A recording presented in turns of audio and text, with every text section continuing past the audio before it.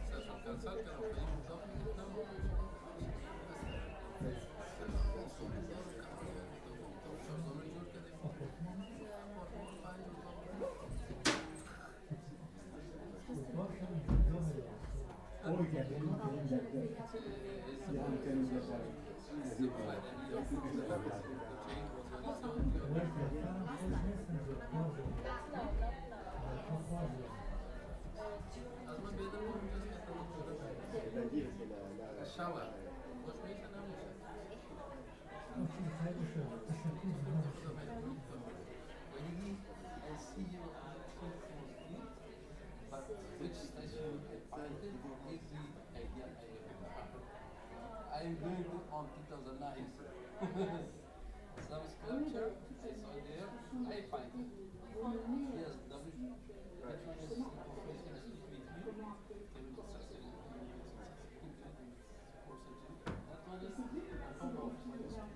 from office. Here, and the other one is I find it in the one living.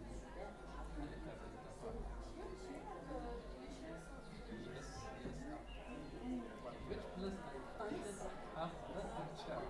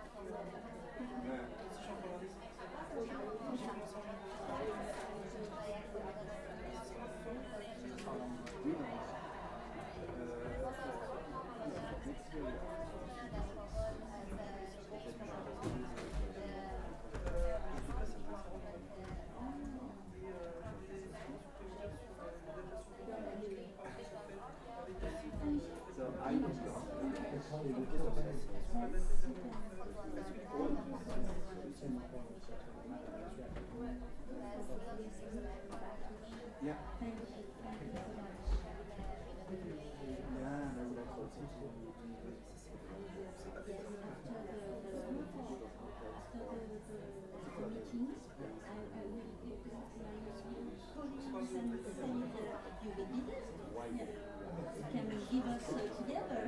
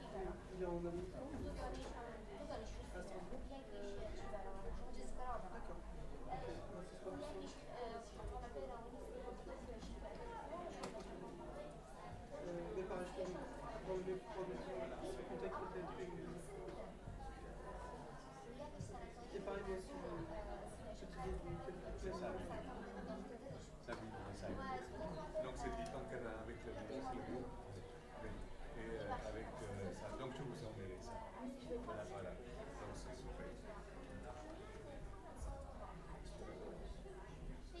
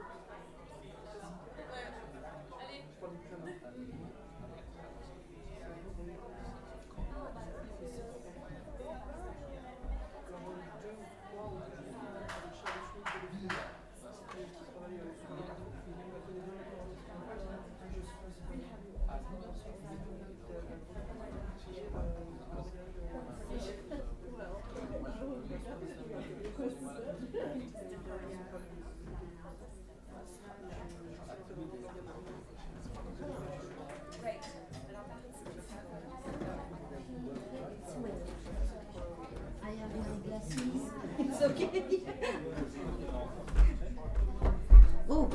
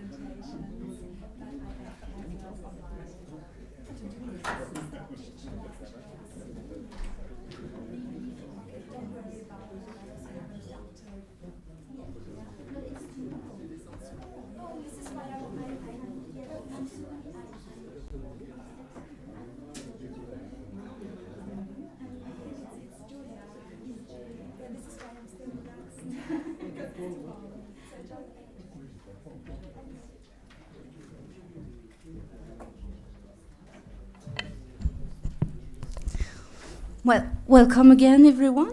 I trust your focus remains sharp because we have 3 captivating presentations to anticipate. Dr. Angela Chang will kick off our afternoon second session, which will be primarily centered on the technical analysis of materials.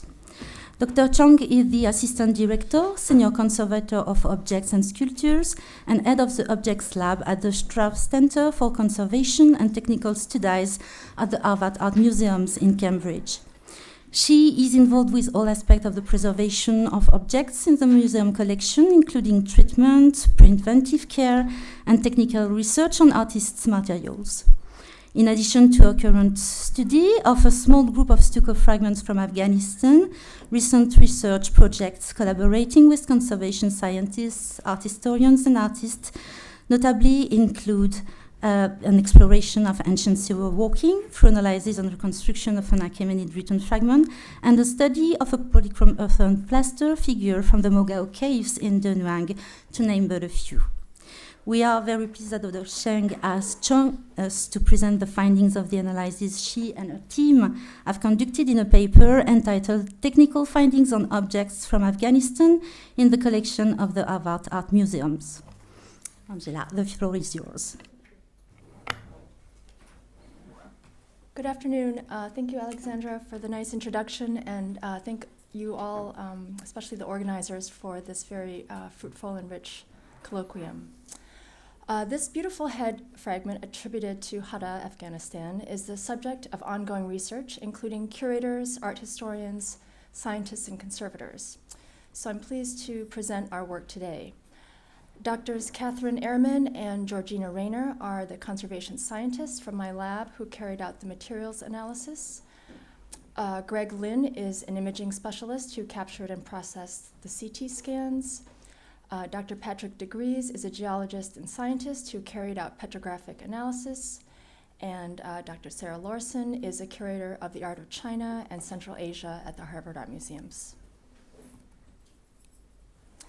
The Harvard Art Museums houses about a dozen fragments from Afghanistan described as stucco, along with this stone fragment here, which is an outlier. Though all were acquired between 1943 and 1981, none have been carefully studied from both art historical and technical perspectives until recently. I've arranged them here by their acquisition dates. These two objects here and here are believed to have come through the Stora Gallery in New York, and this final group was purchased together in 1981. Our investigation of these objects was prompted by curator Sarah Larson's basic questions about this head of a bodhisattva, which has long been displayed in the museum's galleries. Sarah wanted to better define its subject and its origins and to verify its media. The over life-sized head, measuring about 35 centimeters tall and weighing almost 12 kilograms, has a smooth off-white surface with painted details in red and black. The brows and eyelids are defined by sharp ridges, and the rest of the face appears smooth and toned. The forehead is framed by 2 rows of tight curls, which end with a wave of hair sweeping over the tops of the ears. The hair is gathered in a top knot and decorated with twisted bands and 2 writhing creatures, possibly makaras. The back of the head is exposed, revealing its solid construction. An unusual halo sits behind the head. It's modeled and painted on the front and back. Like many stucco fragments in American collections, the head at the Harvard Art Museums is cataloged as having come from Hada. Deborah Klimberg-Salter has observed its stylistic similarity with the smaller head of a donor from the Bagai Monastery. Specifically, Deborah has noted their shared distinctive hairstyle swept over the ears and their finely modeled facial features. So now here's an overview of my talk today. I'll briefly cover the collecting history of the head fragment and then share our findings on the structure and materials analysis. First, the collecting history. How did the Harvard Art Museums acquire the head of a bodhisattva? In 1941, Harvard alumnus Grenville Winthrop purchased the head from the New York dealer Yamanaka Saidijiro. From the receipt and our curatorial records, it's clear that there has long been confusion about the object's subject, date, and material terminology. The figure has been described as a deity with a crown ornament, head of a Buddha, and head of a bodhisattva. The material has been called clay, terracotta, and stucco, and the date was revised from 3rd to 4th century to 5th century. Before donating the head to Harvard, Winthrop displayed it on the 2nd floor of his New York townhouse in a room filled with paintings and drawings by the French artist CHANG.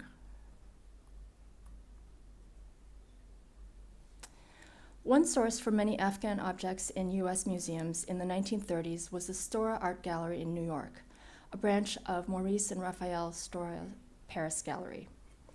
In 1931, a group of Afghan fragments were exhibited in Paris at the Nouvelle Revue Française and later at the New York Stora Art Gallery. Several of these works were collected by American museums like the St. Louis Art Museum and the Detroit Institute of Arts, shown here. So, the objects with acquisition dates from 1931 to 32 were purchased by museums directly from Stora, while the Harvard Art Museum's head, in the bottom here, was acquired in 1947 through a donor. Note that these heads are filled from the back with the same concrete material, which was shaped and smoothed neatly.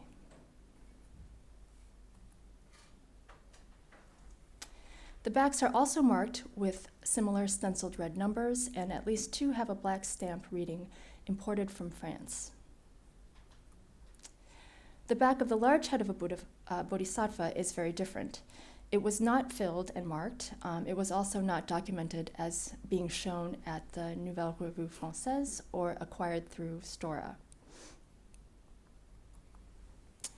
So moving on to the condition and structure.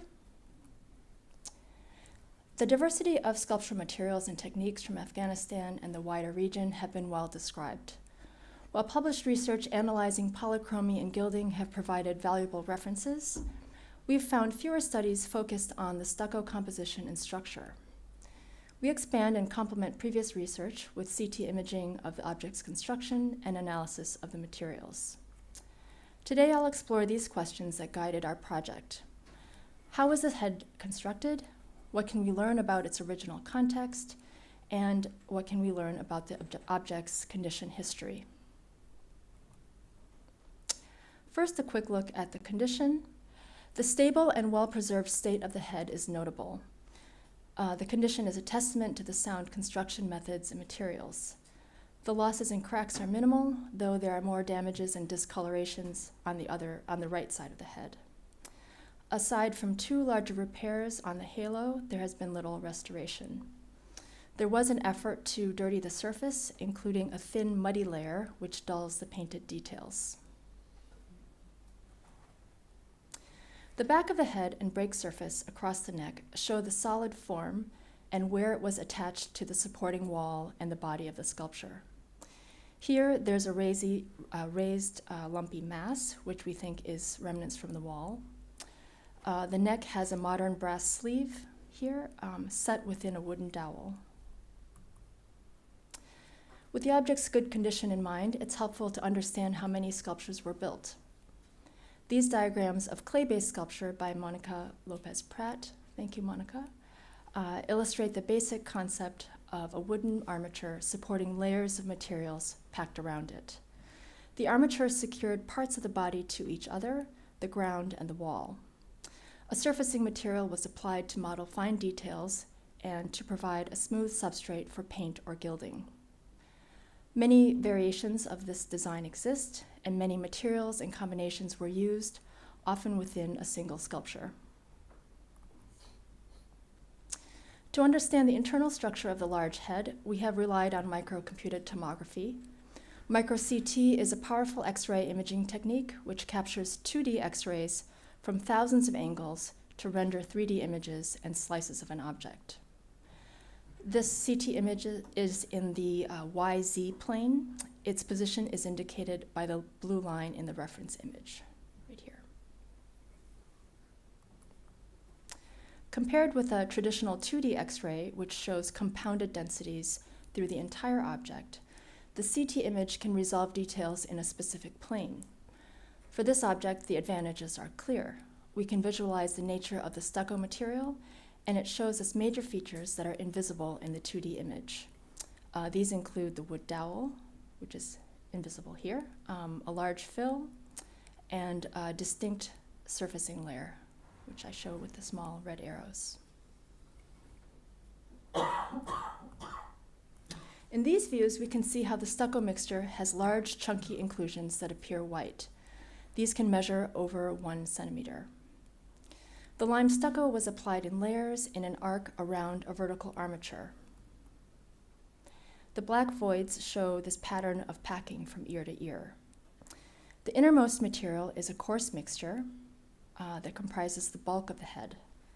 There is a shift to a medium-grained stucco, and then at the surface there is a sharp transition to a finer finishing layer for the face, hair, and headdress. The layers conform well to each other, and their interfaces are well bonded with no gaps. This view across the back of the head shows that stucco was also packed in a circular pattern around what is now a filled horizontal hole. This was the likely position of a wood support, which is now missing. This element, anchored into the supporting wall, would have attached to the vertical armature to support the heavy leaning head. Again, this head weighs almost 12 kilograms, and of course, it would have been much heavier as wet stucco. A note on the wood dowel. Initially, we believed it was part of the original armature. However, radiocarbon dating of a wood sample showed that it has a likely 19th century date. So the wood is too young to be original, but it could be older than when the head was removed from Hada. We believe the wood dowel is a replacement in an original hole. The brass mounting sleeve dates from the 1980s. It positions the head at a more upright angle, and I believe that this could have just been an accident when they drilled this in. We proposed that when the head broke away from the architectural framework, internal areas of the core ruptured and large cavities were left from the lost armature. Remnants of the wall remained bonded. Later, the horizontal hole was filled and a replacement dowel was added.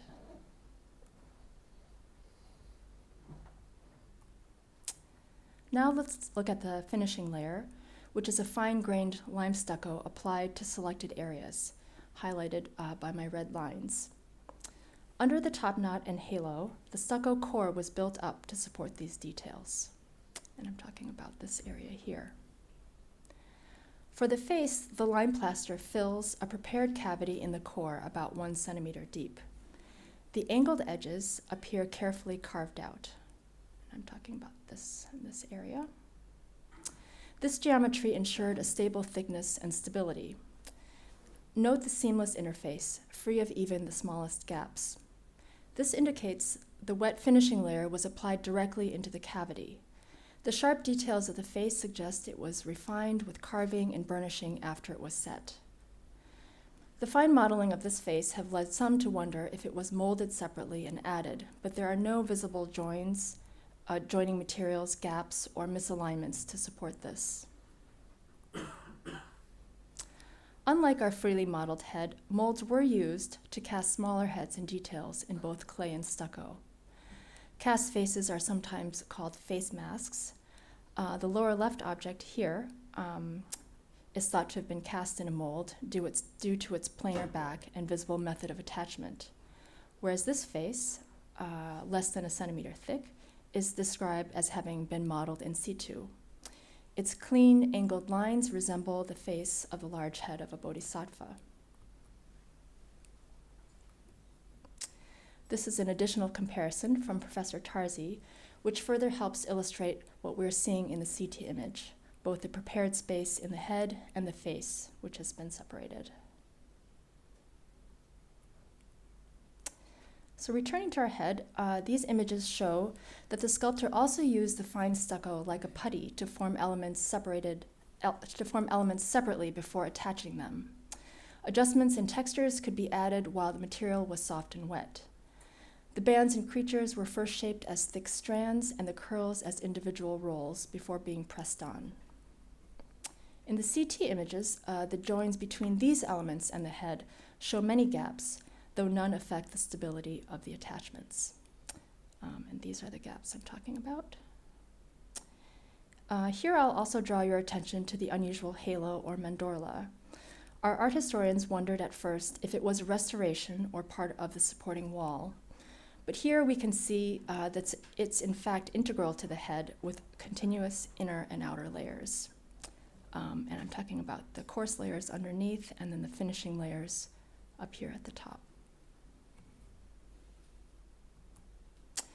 Now I'll highlight findings from our materials analyses. Our questions about the material components included: what is the composition of the lime stucco mixture? How does it vary among the layers of a single object and between objects? Can rock and mineral additives be used to group or differentiate objects? And what were the pigments used? I'll take a moment here to describe the manufacture of lime plaster, the basis for this sculpture. The process can be thought of as a cycle. Crushed limestone is the raw material. When heated to a high temperature for several days, it becomes quicklime, caustic powder. With the addition of water, it converts into a plastic material called slake lime. and this is often mixed with additives to adjust working properties and strength to create mortar or stucco. When this paste reacts with carbon dioxide in the air, it sets and returns to its original composition, calcium carbonate, and if heated, the cycle can restart again. So here's an overview of our analytical methods. Our first step in materials identification is XRF. For non-homogeneous materials, XRF gives us a general idea of most inorganic elements present on the surface. Our results showed high levels of calcium with some iron. We then analyzed samples with FTIR and Raman spectroscopy to identify specific minerals and organic compounds. These methods showed a variety of minerals, notably calcite. We took samples for analysis of cross-sections using SEM EDX. The images along the right side here show mounted sample with the resulting optical images below and electron images below. These offer information about the sample's microstructure and texture. SEM can also be used to analyze specific particles and produce elemental maps, such as this red image at the bottom, which shows the distribution of a calcium. And a few larger samples we mounted as thin sections for petrographic analysis. SEM of lime stucco samples 11 and 12 show that both the inner and outer layers are mixtures of lime plaster, silicates, and carbonates. This is consistent with materials such as lime plaster, limestone, or calcareous clay. I realize these images can be hard to interpret for non-specialists like myself. I'm comparing these two samples to show that they contain the same minerals, but show a difference in their distribution. So sample 12 from the surface at the bottom shows mostly calcite in the red textured areas, which is lime plaster. It also contains some remnant chunks of calcite that are left over from the manufacture of lime plaster. The texture is important in identifying lime plaster because, as we know from the lime cycle I described, calcite can be both limestone or lime plaster. And sample 11 at the top includes far less calcite, but has several inclusions of dolomite, shown in purple. So the stucco layers are comprised of the same mixture, though with different grain sizes and distributions. One of the challenges with analyzing small samples from this object is that they represent a very tiny area of a non-homogeneous mixture that has some very large components, as we saw in the CT images. A wide variety of inclusions were present in our samples. Some are likely remnants of the raw materials, like calcite, and others were added for strength or working properties. The range of inclusions can be seen in these three samples. Number 13 is predominantly quartzite. Sample 14 is silicate-based and appears to be a fragment of fired ceramic. And sample 16 has a fragment of a rock that has a foliated structure and aligned minerals. Such rocks are often called schists, and schist, of course, was one of the predominant stones used for earlier sculpture of this region. Thin sections were made from some samples for petrographic analysis of the minerals and rock fragments. Of note, the types of rock fragments present include magmatic, sedimentary, and metamorphic. These are rocks that are mixed together and they don't occur together in nature. Also, the amount of aggregate ranges from 5 to 50% depending on the sample. Again, this reflects the variability of small samples within a non-homogeneous mixture. Dr. Patrick DeGries, who carried out this analysis, prefers the term mortar to stucco. However, we're hesitant to adopt this since we tend to think of mortar as a joining compound rather than a sculptural medium. For comparison, we analyzed two samples from this object, the lime stucco and a fill material that's inside the top section of the head, right up here. When you look at the inside of this head, you can see that it was formed around a rope-wrapped core that was topped with a fill material before the stucco was applied and modeled. The thin section samples show that both both materials have a fine-grained lime matrix with mineral inclusions, but they differ petrographically. The modeling stucco contains a lot of coarse feldspar, these bright white chunks, and the fill material showed marble and magmatic rock inclusions. These mineral and rock components differ from the head of a bodhisattva, which has little or no feldspar and includes ceramic bits and more variation. Petrographic analysis of samples from this cast male donor figure again showed a similar lime matrix mixture in all of its layers, including the supporting wall. There is greater variation in the mineral and rock assemblages with higher iron and magnesium content. One difference observed in SEM was that this material contains a lot more organic fibers. In this SEM images, the fibers are visible as these long, thin, dark voids.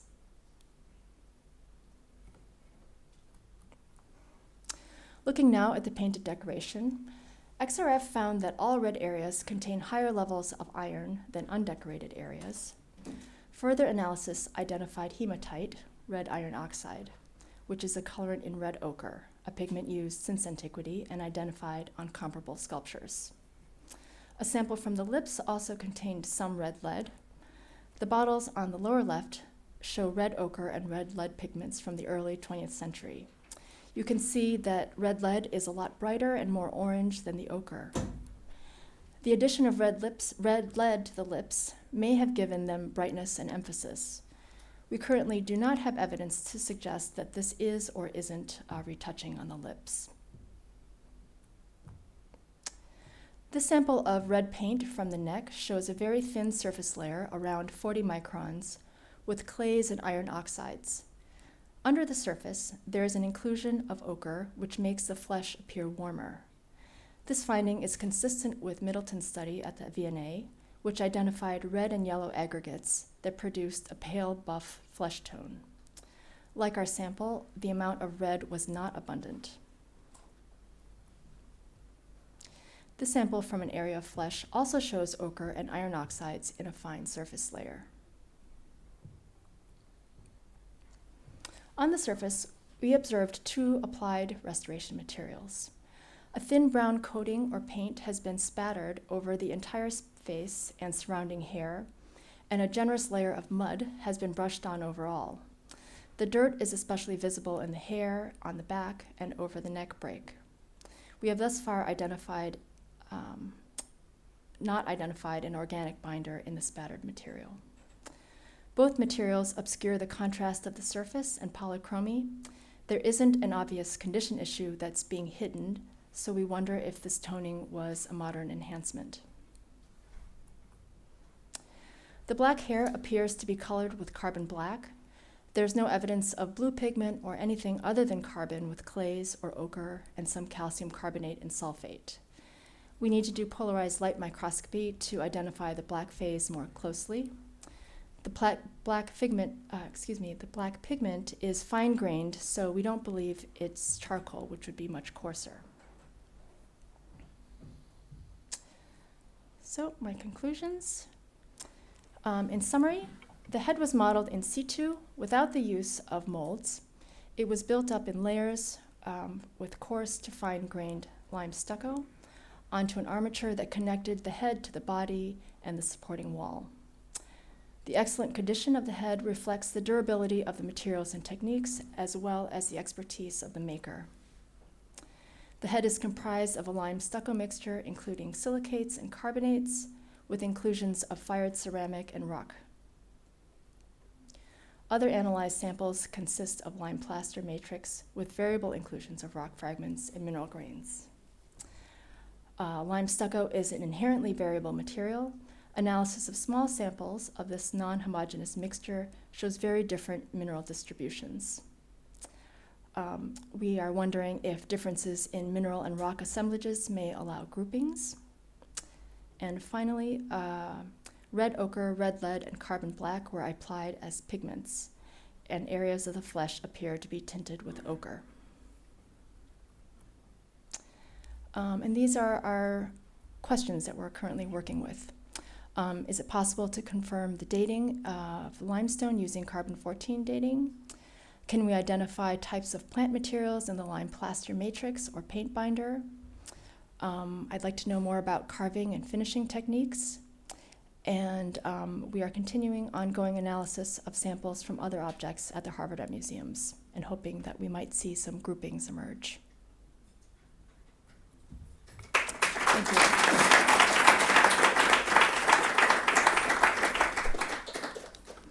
Thank you very much, Angela, for sharing. I don't know if it works. Yes, thank you very much, Angela, for sharing the exciting results of this Bodhisattva, but also other figures, technical analysis. The last time we discussed, just after the European Association 2 years ago, you were waiting for the results of the analysis of the refurbishment of the second fastening system. So I'm pleased that we are now fixed on this point, and we can see it's also so much. We have so much difficulties to see a pattern emerging, because all of these objects seems to be have a different composition, but it's very enlightening, and I hope too that further investigation will allow you to see some possible grouping. Yes, and I of course take some question in the audience. Don't be shy. Yes, Monica. So thank you very much for the presentation, and congratulations. It was very interesting and enlightening. So only one question, because why do you think that it was elaborated in situ? Because of the putting of the elements around the armature, or what? Because you said one of the conclusions is that was elaborated in situ. That the head was built in situ. Yes. Yes, I think it was because of the way that the stucco was packed around the armatures components. I don't think you could do that separately and then attach it also. Also, it's very large and very heavy, so I feel like it makes sense to make it integral with the supporting wall. Thank you very much.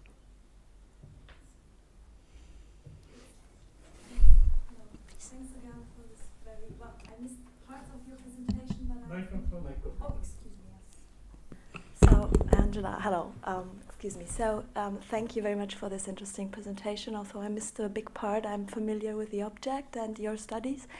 And it's just because at one of your last slides, you mentioned it as a kind of question mark if the tempers which are added to the stucco can finally help you to get informations about the workshops or even the provenance. And based on our experience in the Asian Art Museum in Berlin, it is exactly what we do, and it is exactly the only chance to do provenance based on the mortars, on the plasters, because most of them are binded by calcite, lime binder, or gypsum. So this can be everywhere, but the tempers, the aggregates, doesn't matter if they're anorganic or even organic aggregates, such animal hair, for example, is for my field of research, which is the Northern Silk Road, like Kucha and Turfan, for example,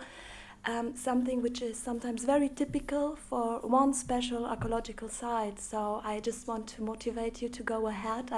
I'm not aware of the amount of objects you have access to, but if you have many objects where you can just do grouping based on the tempers, it's a very good way to do identification of the provenance, archaeological provenance. Great, thank you. Yeah, so Yes, we it's- have access to just this small group, Okay. and we have the equipment and the scientists. It's just a matter of getting the samples. Okay, so in the end, it's a question of international I communication. think so, yes, yeah. Thank you. Right, thank you.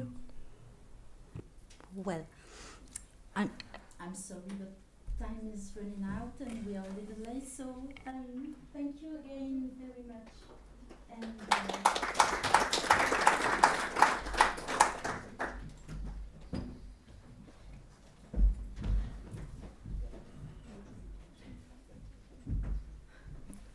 so we now proceed to this session around technical analysis featuring Dr. Monica Lopez-Prat. Dr. Lopez-Prat is a cultural heritage conservator specializing in archaeological conservation with over a decade of professional experience working on archaeological research projects affiliated with various universities. She transitioned into research herself and completed her PhD in 2021, focusing on the conservation of monumental terracruda sculptures, characteristic of the Silk Roads. This afternoon, Dr. Lopez-Prat will please us with sharing her research in a communication titled Analysis of Indian Traditional Knowledge in the Production of Monumental Terracruda and Stucco Sculptures, New Data for the Study of Archaeological Examples Along the Silk Road. Monica.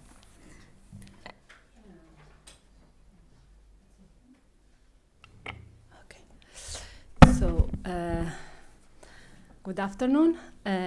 First of all, I will say thank you to the organizer, especially to Alexandra, for inviting me to the colloquium and to participate in such interesting event. It is an honor for me to be here with you. My presentation today is the result of a long journey of research focused on the understanding of the technique or techniques behind what we advocate to call monumental terracruda sculpture. This research has allowed us to connect the way of using materials observed in ancient archaeological examples with the related traditional knowledge still preserved in India. So, I have divided my presentation into different parts, with a special emphasis on explaining some of the research conducted so far in relation to the study of Indian traditional knowledge and how these studies can help to improve interpretations in different fields. To begin with, I would like to explain why I started to dig in this field.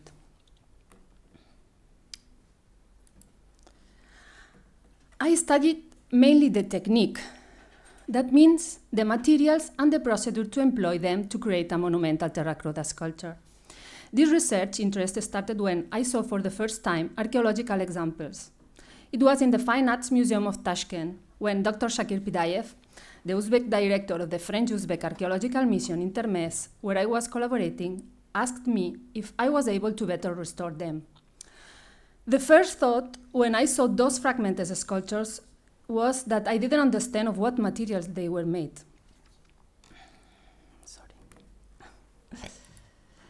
At the same time that I was in front of tremendous works of art with important conservation challenges. The lack of knowledge to carry out the work led me to reject the proposal, but the spectacular nature of the remains awakened my scientific vocation. And I started to dip in the material aspects of those sculptures to someday be able to restore them. It was in 2010. When I started reading, one of the first things I understood was that some of those sculptures were related to Gandhāran art, sometimes called Greco-Buddhist art, because it was considered to have an Hellenistic origin. Probably the second thing, or maybe it was the first, I understood was that the main material of those sculptures was unfired clay, which usually had a white finishing layer called stucco. Also that they were called in multiple ways: clay sculpture, clay statues, earthen sculpture, stucco sculpture, painted loess sculpture, to name some of the main ones.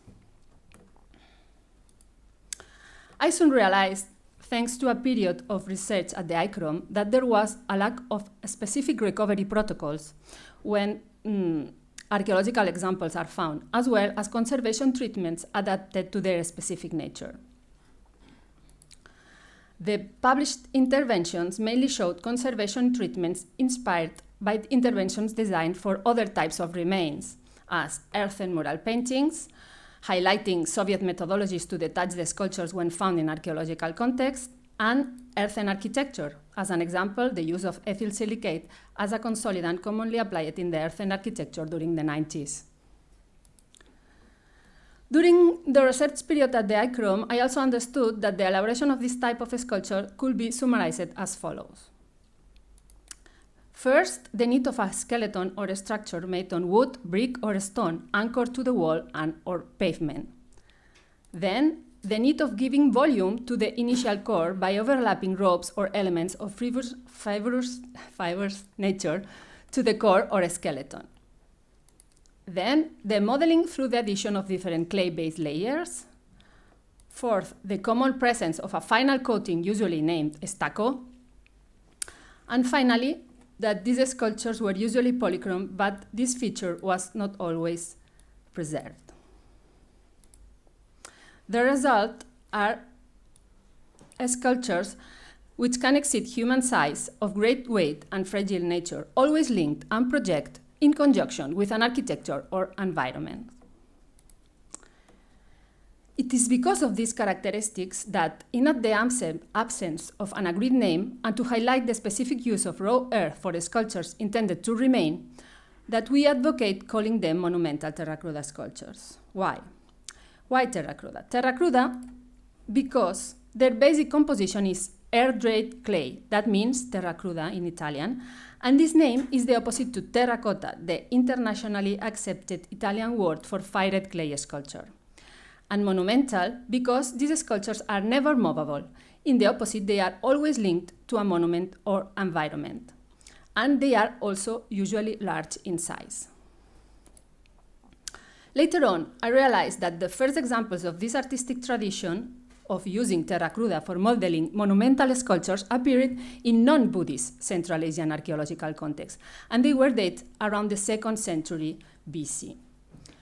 But that these sculptures mainly had grew within Buddhism, especially from the 4th century onwards, spreading with this spiritual current along the Silk Roads. Therefore, archaeological and historical examples can be found throughout the region in almost all the places where Buddhism arrived, from India to China, through Afghanistan, Uzbekistan, Turkmenistan, Tajikistan, Mongolia, and Japan. Here I include just a few examples among the most famous that I am sure you know, including the sadly destroyed Buddhas of Bamiyan. But shortly afterwards, and thanks to the deep immersion in the pioneering work of Kalindini Mohana Varma, I also discovered that the manufacturing technique could still be alive in India. In that book, Varma suggests that the method employed in antiquity could be connected to that described in ancient religious texts, the Agama literature, and the method employed in antiquity could be connected to that still used by an ancient caste of Bengali artists who continue to model large and fired clay sculptures for various festivals of the Hindu calendar, following Agama literature concerning the subject. This is a key point of the research because, if true, the study of traditional knowledge will offer the possibility of gaining a better understanding of the historical examples. With a better understanding of the technique and materials, producing a better analysis of the pathologies detected in archaeological examples, and new directions for the development of specific treatments for their conservation and restoration based on the premises of compatibility and sustainability. So, thanks to the involvement of different scholars coming from different fields, we started a research based on 3 pillars of information. First pillar, the bibliographic analysis of literature published mentioning technological and compositional data of this type of sculptures.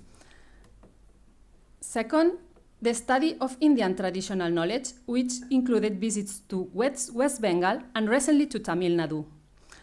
And third, the archaeometric analysis of different examples, up to now performed in fragments coming from Tepe Narenj and Koletut sites, 2 main Buddhist sites of Afghanistan that I will explain.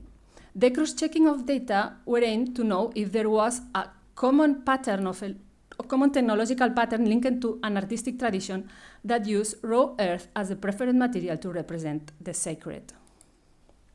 So, the study of traditional knowledge.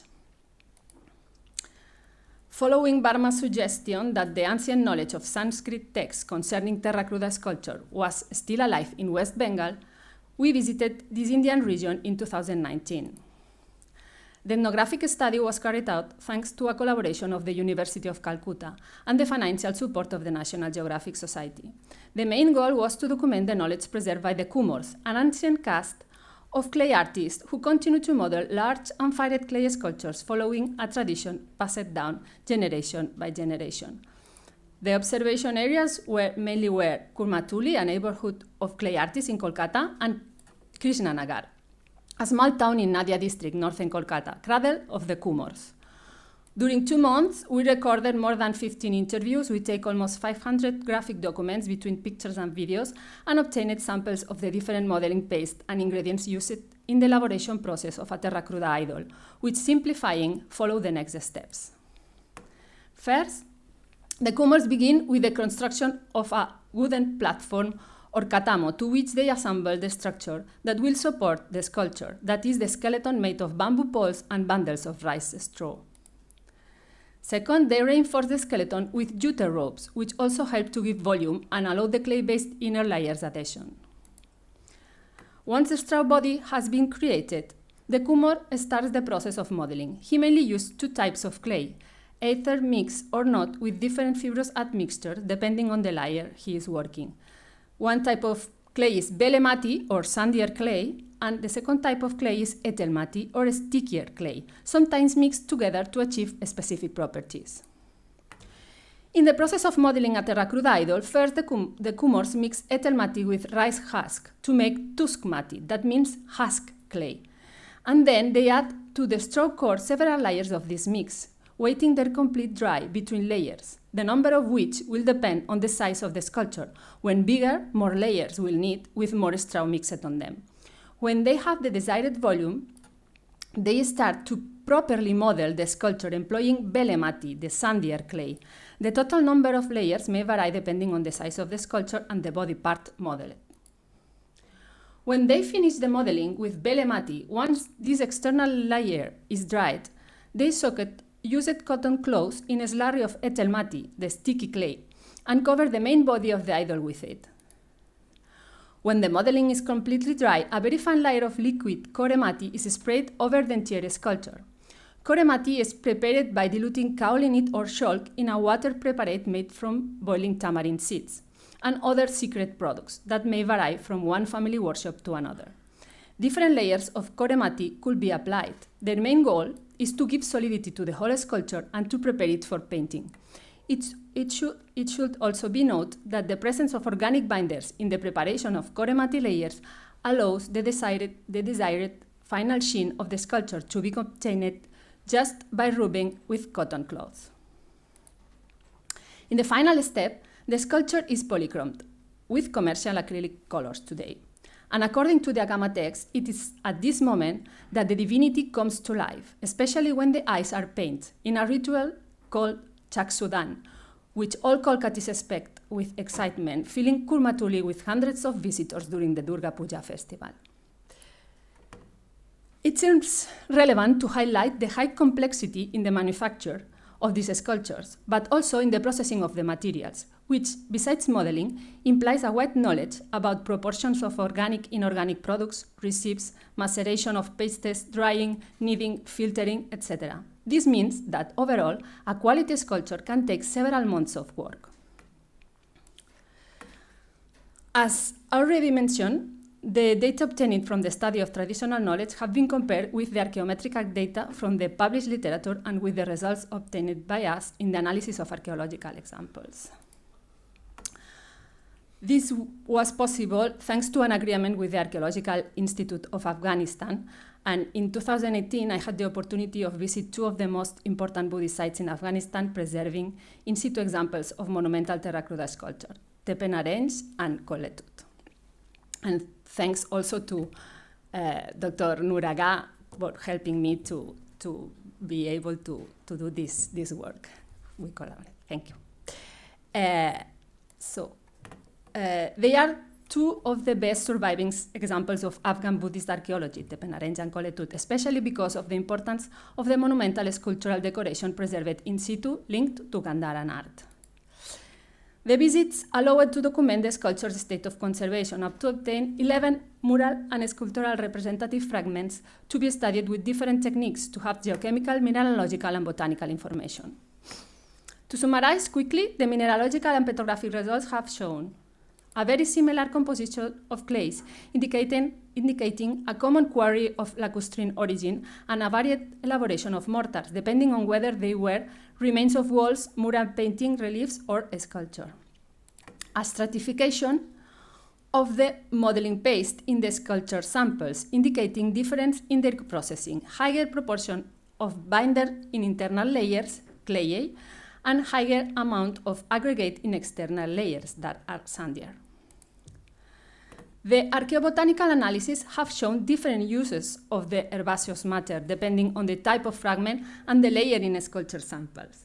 Particularly relevant is the high concentration of bast fibers in almost all sculpture samples, especially in those associated with fingers and toes. These fibers have been identified as belonging to nettle or rami family. Finally, the detection of organic binders in the modeling paste has been evidenced by epifluorescence and gas chromatography mass spectrometry analysis carried out on some sculptural fragments. Further research is needed in this complex field of organic matter identification in the modeling paste. The results are promising and seem to confirm the addition of organic binders of different origin, most likely intended to improve the quality and the conservation of the sculptures.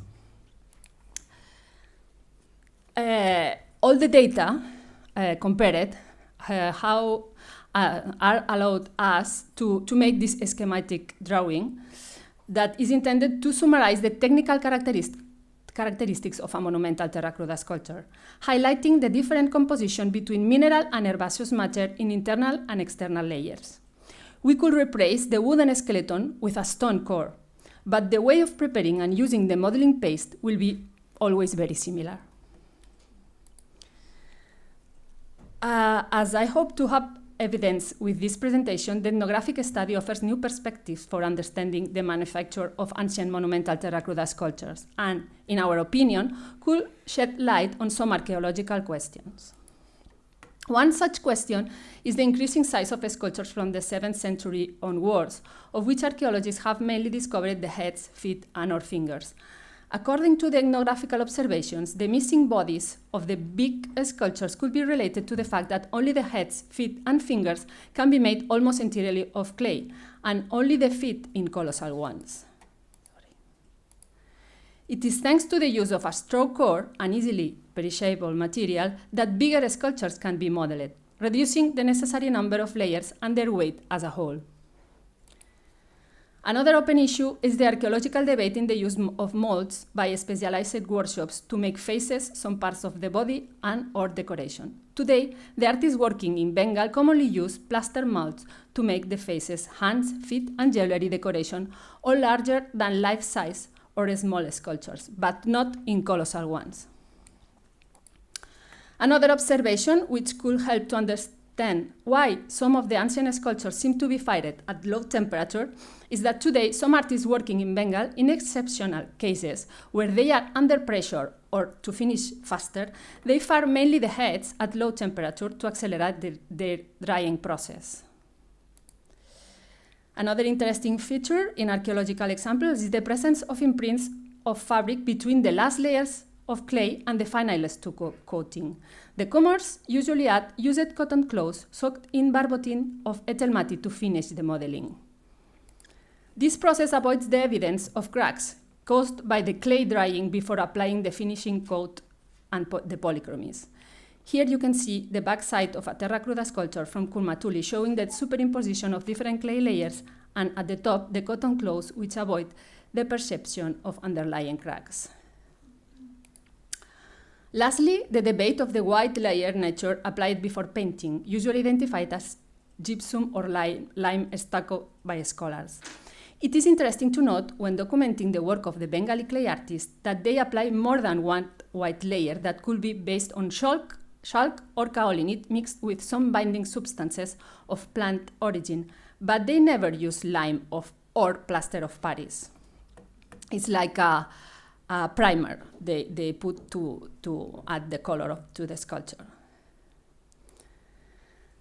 Encouraged by the success of the ethnographic work carried out in West Bengal, and thanks to it aware of the possible nowadays existence of two Indian techniques involving terracruda in their making, we have recently initiated a new ethnographic work in South India, where the sacred Agama literature is believed to have been written, and where the art of modeling stucco sculpture, or as it is known in Tamil, Sudai sculpture, is still preserved. Before continuing, it has to be pointed out that Sudai sculpture in Tamil comes from the Sanskrit word Sudha, that could be translated as lime mortar. When Indians speak in English, they also talk about stucco sculpture, but this is undoubtedly due to the Western influence. The noun stucco covers a variety of materials and techniques depending on the location and the profession in which it is used, and can refer to plastering, rendering, or filling with various materials, including lime, plaster of Paris, gypsum, or other mineral components, with or without organic additives.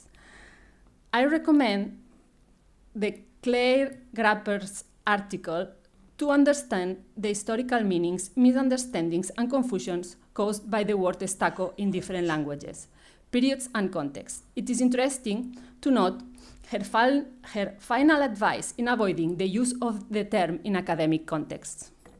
According to her, the Italian term stucco for high-relief decoration was imported into English in the 16th century by the painter and architect Giorgio Vasari, and his intention to create il vero stucco, inspired by the discovery of the decorative paintings and reliefs found in the Domus Aurea in Rome at the end of the 15th century. The use of the English term stucco or stuc in French employed to name a sculpture from Asian context is probably due to the existence of the characteristic Italian Renaissance and Baroque high-relief sculpture made of lime mortar prepared with sand and marble dust that could contain some organic additives. This type of sculptural high-relief decoration started to appear during the 16th century in Italy and spread from there to other European countries as an acceptable substitute for carved marble or stone.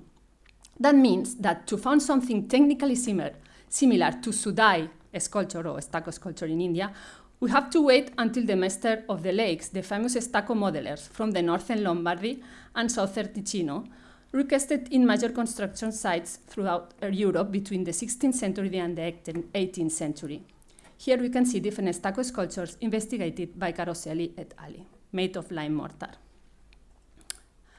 So, to understand the difference between the two possible techniques employing terracruda for sculptures intended to remain, we already started to study the art of making Sudai sculpture thanks to an agreement with the Tamil University and the financial support of the Spanish Ministry of Science and Innovation.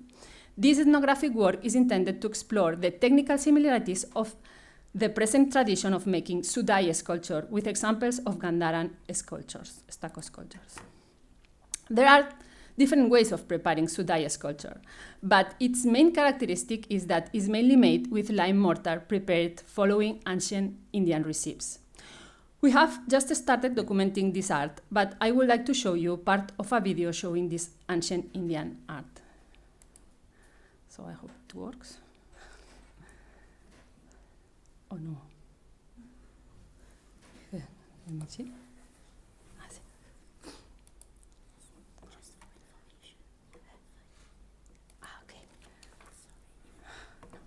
I put only the beginning and that.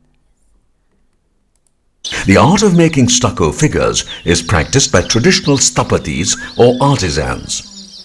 The sthapatis belong to families who have practiced this art for hundreds of years. The sthapatis study the shapes. Sorry. What? Maybe you can shut up the diagram. Maybe it's another, maybe here. No. Oh, wow. No, I don't know. Professeur Ducœur, est-ce qu'on peut Non. passer une vidéo quand on a un PowerPoint affiché? Je ne sais pas exactement. On peut sortir du PowerPoint. Oui, il faut sortir si tu arrives à sortir du PowerPoint. Non, tu peux laisser là. Simplement éteindre le PowerPoint ici, tu sais. Ok. Le couper. Les sortir des non. Tu fais comme ça? Non. Bon, sinon. If you press escape. Yeah, I do it, but Yes, it worked. Okay. The art of making stucco figures is practiced by traditional stuppatis or artisans. The stuppatis belong to families who have practiced this art for hundreds of years. The stuppatis study the shapes, size, features, and look at each stucco figure.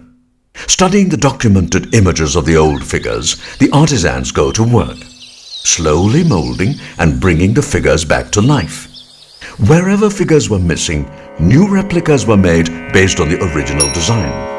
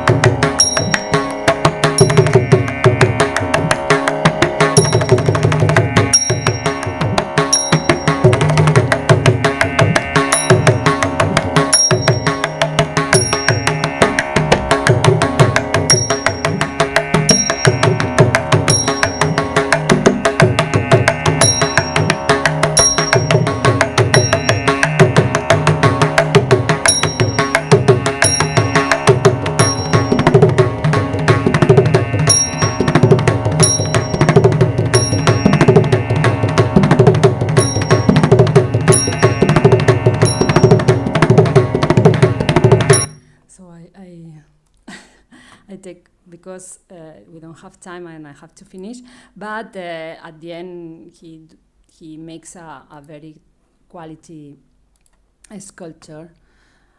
Or sorry, because now. So it is interesting how he used different types of stucco and in a different ways. Where we initiated to study this art. Because we saw a lot of similarities. Sorry, maybe it will be faster like this.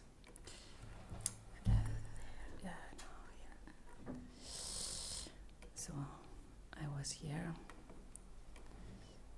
So to conclude.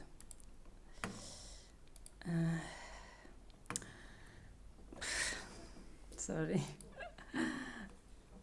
To conclude, new hypotheses have emerged from the results of the research. These are related to the characterization of terracruda sculptures and the origin and spread of the technological through the Silk Roads. There are possible two types of sculptures intended to remain that use clay or terracruda in their manufacture, both in ancient and in modern India. We think that maybe there are decorative sculptures will be very high reliefs, sometimes with an internal core of terracruda, but in which lime mortar predominates, probably to favor their preservation outside. In this case, its manufacture sometimes implies the presence of a dowel linking to the head with the rest of the body. These sculptures are not represented in the studies examples of Tepenarench and Coletud, where we did analysis. Here I add a picture of Nalanda that will be an example of this kind of Indian sculpture still in situ. And devotional sculptures inside chapels, inside intended for worship, generally almost in round, where terracruda is the predominant material. These sculptures are usually finished with a thin layer of gypsum or kaolinite, which main function is to prepare the sculpture for polychromies. These sculptures need the presence of an internal structure representing the bones of the human body. They are technically connected to the documented Bengali traditional knowledge. The second hypothesis that has to be with the origin and spread of the method of elaboration, because the results challenge the theory that the technical knowledge came through an Hellenistic influence in Central Asia, and its spread was an economical choice to have readily available material to make faster sculpture. Concerning the origin, this theory is mainly based in the discovery of some low-fired clay sculptures in the necropolis of Salamina in Cyprus from the 4th century before the Common Era. To date, they only found outside Asia. Concerning the spread, it has been explained as an economical choice to have readily available material. If so, similar sculptures intended to remain could be represented in other regions of the world. That is not the case. Concerning the origin of this sculpture, we have another explanation. Terracruda, this means clay and water, is one of the main materials commonly mentioned in Agama literature, has been supremely suited to represent the divinity. This is because clay and water are the symbol of life associated to fertility and female, from which everything comes from. Then we could deduce that the technical know-how used in the elaboration of terracruda sculptures could have its origin in religious purposes to develop a method or technique to represent the divinity with this material. And if we take into account that some authors mention that the sites with the oldest examples of monumental terracruda sculpture, that means Ayhanum, Otakitshingen, or Kalchayan, preserve the remains of a material culture that could be related to the cult of the Oxus River and fertility, this last represented by female divinities, it seems feasible that the technique could have its roots in the northwest of Indian subcontinent related to a fertility cult, which viewed in the raw earth the best material to represent the sacred. This predilection would have led to development of a specific method for making life-size and or larger than human-size sculpture.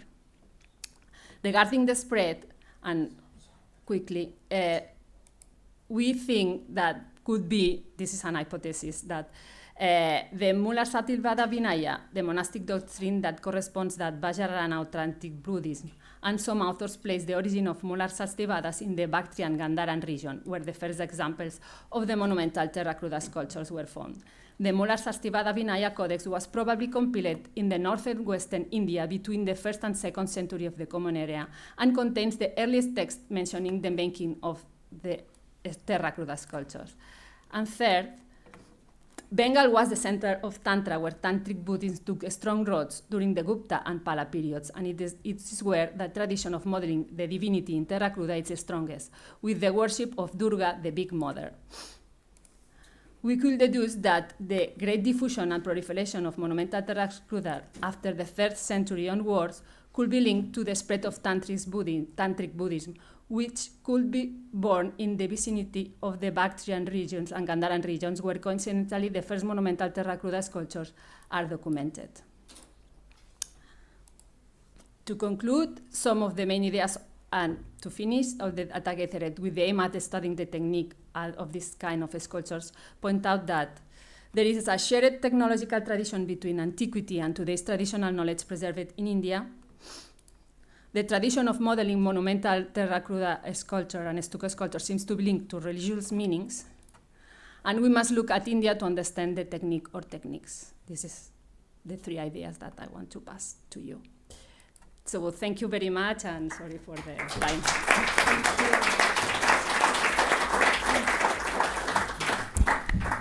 Thank you very much, Monica, for presenting your rich investigation which courageously navigates across various domains of expertise. I guess we have the time for one question. A quick one. Yes? Thank you, Monica. I wondered if the artists that you observed have a hand in restoration or upkeep of other sculptures, or do they just make new ones? No, they keep the tradition, because the problem is nowadays the art of stucco sculptures is vanishing because they start using cement, but they maintain the tradition of making stucco in an Indian way to restore the sculptures of ancient temples under the supervision of the government of India.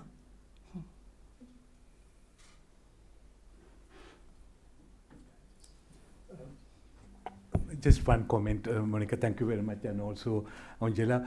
I just propose to have a discussion tomorrow after listening to Julia and also to Brigitte. The things are not as simple as that, because the traditions are different from one place to the other. And also regarding Angela's analysis is wonderful. But according to Tarsi, they used raw clay, and you stay until it gets dried. And then you have a surface with gypsum or lime that you find in Tamil Nadu and Sri Lanka. Sudha means that you leave it to dry, and then you put this concrete, like, it's purely lime. That is the mixture that will enable the sculpture to stay. So let's have a discussion tomorrow about it. Thank you so much for your wonderful. I already listened to your paper in Barcelona, and also, I mean, as you can see, the results are different. So let's have I'm sure Birgit has much to say tomorrow, so we'll have a discussion. It's not the same tradition in Kucha. I think there is like two types of making. There is terracruda sculpture, and we could say stucco sculpture or sudai sculpture. That there are two techniques in India. Then I think we can see parallels in ancient sculpture also. One technique is mostly with lime, and clay is only mixed with lime. And the other technique is with properly with clay mixed with, and the top layer is could be gypsum, but not raw gypsum, not cooked gypsum, not plaster of Paris, not lime. Okay, thank you. Thank you very much. Thank you very much, Monica, again.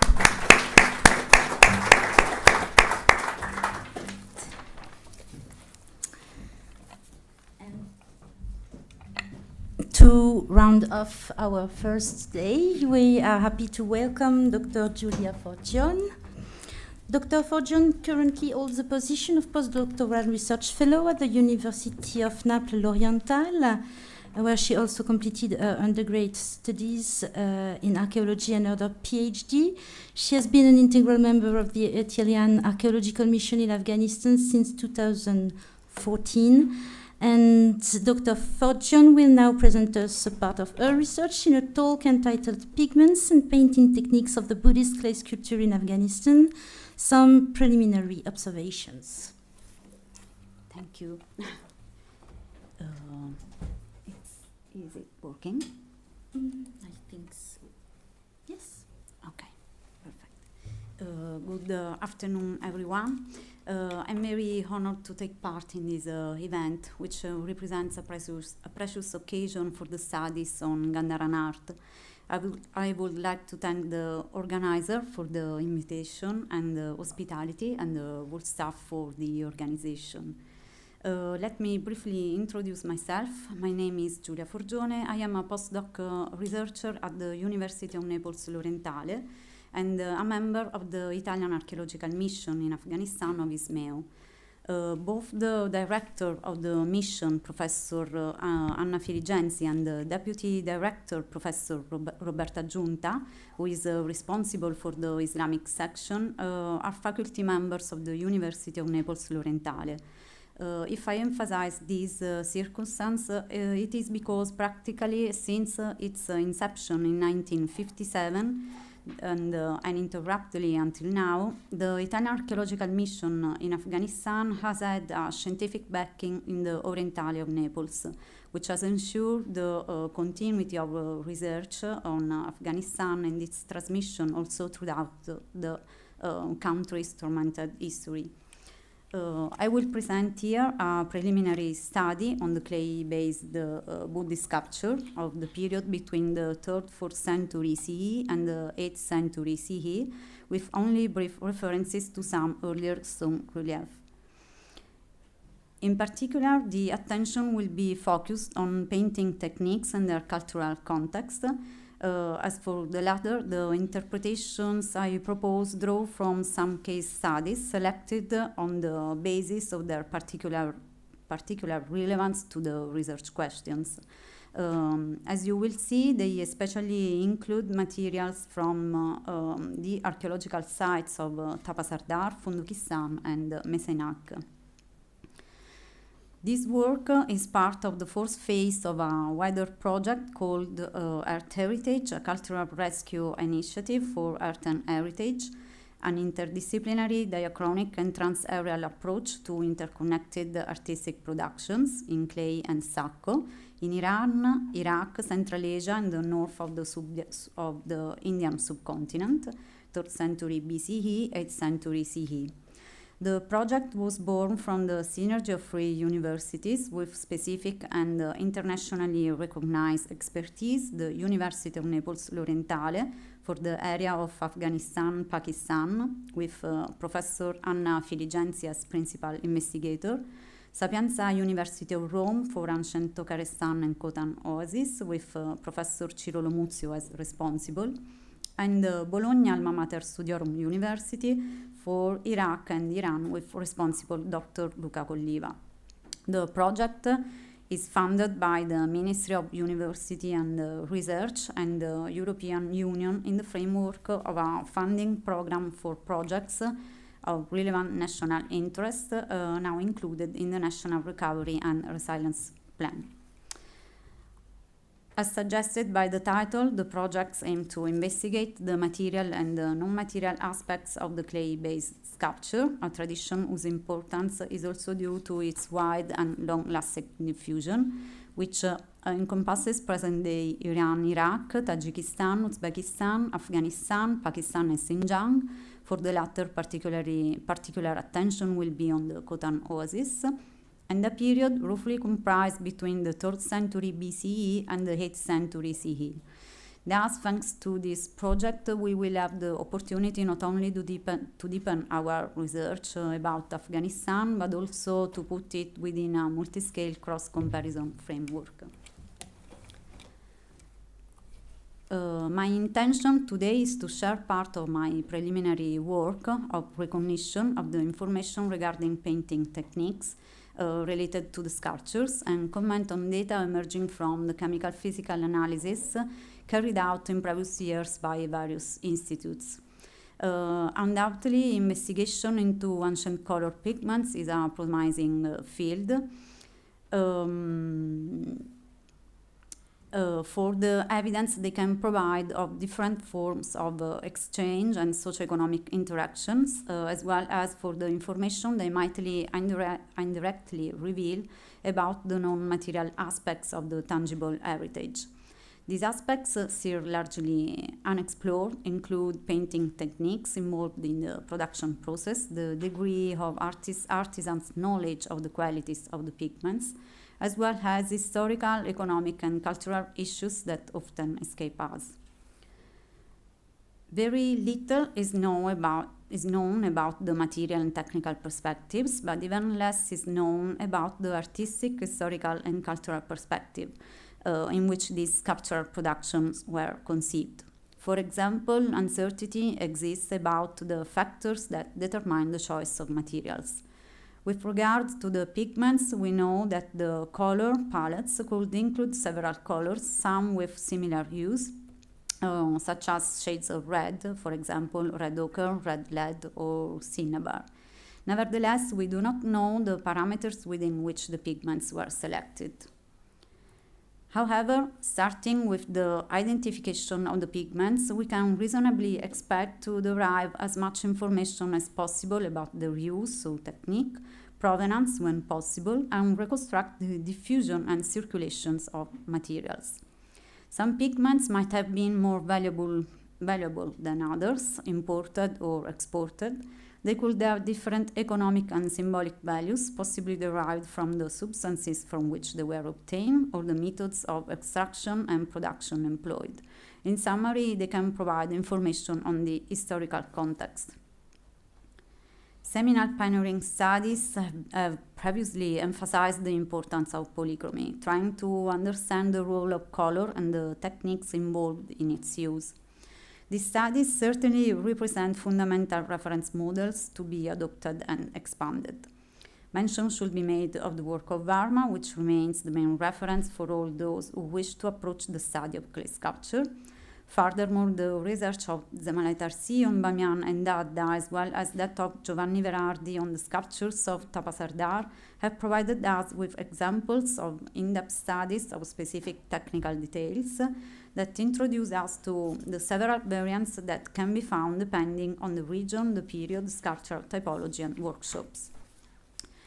In recent years, studies aimed at identifying materials by means of chemical physical analysis have increased. Several projects originated from totally different occasions. I will limit myself to mention here some of them, which are more directly related to my topic. The safeguarding projects focused on the fragments of the colossal Buddhas and paintings of Bamiyan conducted by the ICOMOS in close cooperation with UNESCO, Japanese Funds in Trust, Culture of Agency, and Ministry of Foreign Affairs. The work done on the painting is equally important in this regard, since the techniques and particularly the pigments and the raw hair supports were basically the same. A project on the Adda sculptures based in the Kabul Museum is currently being carried out by the Istituto for the Study of Ancient Cultures of the Chicago University, but results have not yet been published. A project on the Austrian sign found directed by Professor Emeritus Deborah Klimburg-Salter in collaboration with national research partner Dr. Michael Aram, which also includes a chemical physical analysis program, is underway on sculptures from the Shai period. And worth mentioning are also initiatives of smaller scale that have nonetheless contributed to the understanding of topics that still have gaps and pose many questions. With regard to color, I will mention only a few research projects, which I will refer to through the course of this talk. For example, the chemical physical analysis carried out on the occasion of the exhibition Afghan Rescued Treasures of Buddhism held in Prague in 2016, which in addition to the objects from Mesenak also included sculptures and paintings from other sites such as Tapasardar, Tepenerenj, and Bamiyan. The results were published within a catalogue of the exhibition. A program of chemical physical analysis carried out in 2 stages by the Istituto Centrale per il Restauro on samples from the diverse museum collections, in particular from the former Museum of Oriental Art of Rome, Giuseppe Tucci, which houses materials from the Italian archaeological excavation in Swat, the Civic Archaeological Museum of Milan, the Museum of Oriental Art of Turin, and the Musée Guimet in Paris. Analyses were published in 2015, 2019, and in my opinion, what is particularly relevant in this set of data are the results concerning the sculptures from Fondukistan, now kept in the Musée Guimet, of which information about the original context is known. In addition, in 2019, some chemical physical analyses funded by the Italian Archaeological Mission in Afghanistan were included in a joint publication with the Istituto Centrale per il Restauro. And these were part of a series of ongoing analyses to be published and discussed in the near future. One aspect that caught my attention was the importance of priming layers, which are the preparatory layers for polychromy, aimed at guaranteeing and optimizing the rendering as well as the adhesion of the top layer of color. Usually a white ground layer is applied to the clay body of the sculptures in the same way as it is also documented on sculptures and architectural elements made of stone such as schist or limestone. According to chemical physical analysis, this layer is generally composed of calcite, even though gypsum or wet lead have also been detected in a minority of cases. A Tapa Sardar, a Buddhist archaeological site in the Ghazni area excavated by the Italian Archaeological Mission in Afghanistan in the 60s and 70s of the last century. Clay sculptures covered with a white ground layer are well documented. Nevertheless, samples from these layers were never taken, and the identification of the material as lime milk is based on primary eye examination made by archaeologists and restorers. The inability to access these materials even today prevents us from investigating the nature of the Tapa Sardar sculptures coatings through specific analysis. A separate mention is required for sculptures made of stucco, a term conventionally used here to indicate artworks made entirely or almost entirely of lime or gypsum-based pastes. In these cases, sculptures have the most superficial layer white and smoothened, sometimes covered by another white, thin, more purified layer, and differences can be detected from case to case. Several sculptures realized with this technique involving a clay core covered with either lime stucco or gypsum stucco on which color was spread have been recovered at Messinac. In the first case, thick paint layers were applied directly onto the lime stucco layer. In the second, gilding and colors were applied on a white ground layer of gypsum stucco.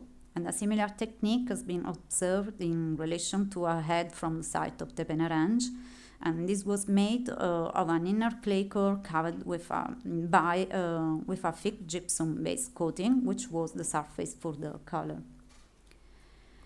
However, another technique must have been very widespread in both stone and clay sculptures, often combined with the previous one. This required the application of a red superficial layer, usually identified as hematite based, consequently as ochre or bole. The latter was a compound of liquid clay and hematite used to ensure the surface gilding adheres. Interestingly, at Tapa Sardar, several heads preserved a red layer overpainted in a leather face with white paint, covered in turn with red paint, the latter used as bole to make sure the gilding holds. Indeed, also on the basis of wider studies on pigments and painting techniques, we know that calcite and ochre were frequently used in ancient times. In addition to the use of these colors, the reason for such diffusion probably lies in the qualities of these pigments. Ochre has always been appreciated by painters not only because it offers a great variety of tones, but also because it is very stable.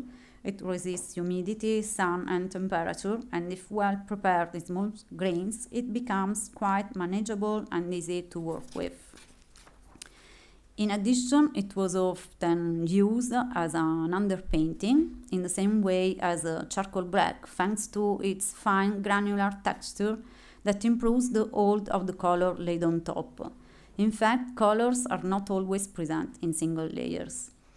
Calcium carbonate, or calcite if we are to make reference to the mineral, was often used for both the ground layers and white color, either alone or to lighten other colors by mixing pigments.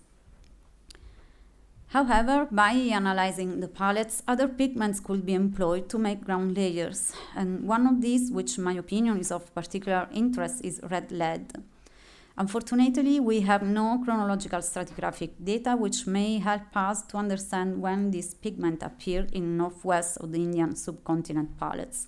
We have evidence that it was known in ancient times, especially in China and Near East, as early as the birth of metallurgy. Literary sources attest to its manufacture in China since the 5th century BCE and times. The same Chinese sources suggest that lead was exported to India because it was called China flour by the Indians. However, Indian sources such as the Arthasastra in the second half of the 4th century also speak of Gandhāran lead as a renowned pigment of the northwest Indian subcontinent, also used for embedding gold on metals and in the purification process of the gold and silver. Red lead, also known as minium, is fine grain, which means that it is easy to work with, it is durable and resistant. When prepared, it is dense, so it also has a hiding power. Compared to ochre, red lead gives a more lustrous color, although it has a more orange tint.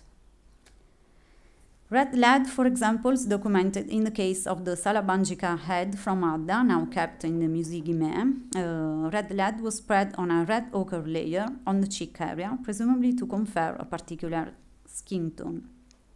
An interesting example of the use of red lead is offered by a schist steel from Chotorak, where lead and calcium may be mixed, underlie the gilding. This suggests that the fine grain and density of lead were qualities that also favored the adhesion of the gilding. However, another aspect that seems very intriguing to me is the fact that red lead, besides being resistant to corrosion, was often used in combination with other metals